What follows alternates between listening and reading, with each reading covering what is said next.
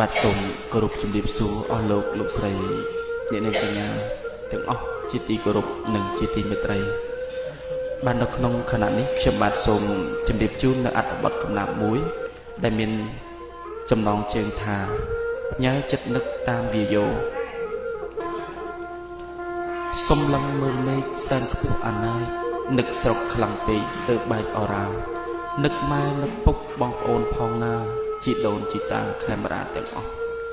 ពពករស័ព្ទផាត់សែនឆ្ងាយធម្មជាតិទាំងឡាយហាក់ស្ងាត់ជ្រងំសំឡេងខ្យល់បក់សัตว์រេត្រយំ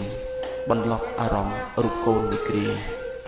នឹកឃើញរូបកូនកាលនៅស្រុកធ្លាប់តែស្រណុកមិនយ៉ាប់កាយឥឡូវស្គាល់អស់ការងារទាំងឡាយយកកម្លាំងកាយជំនួសបញ្ញាម៉ែអើយកូនយំស្ទើរតែរាល់ថ្ងៃព្រោះតែចំណីកូនមិនដែលធ្លាប់មានមហូបខ្វះគ្រឿងកូនសែនអភ័ព្វកូនមានទម្លាប់ញ៉ាំតែមហូបខ្មែរ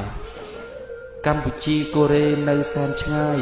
រូបខ្ញុំឃ្លាតកាយតែចិត្តនៅជាប់ប្រឹងប្រែងធ្វើការដើម្បីរកទ្រព្យជីវិតអភ័ព្វคล้ายជាមានន័យ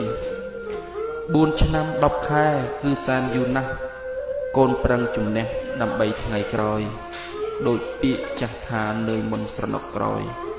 ប្រឹងប្រែងមិនអោយចាញ់ចិត្តកូរ៉េពេលនេះរូបកូនសុំលើកម្រៀង10បួងសួងសពគ្រប់វត្ថុស័ក្តិសិទ្ធិសូមជួយរក្សាបីបាច់ជីវិតលោកទាំងពីរពិតបងប្អូនផងណាថ្វីបើរូបកូននៅឯស្រុកគេកូនមិនភ្លេចទេបណ្ដាំឪពុកប្រឹងប្រែងធ្វើការដើម្បីថ្ងៃមុខចូលពុកចាំទោសខ្ញុំជាកូនច្បង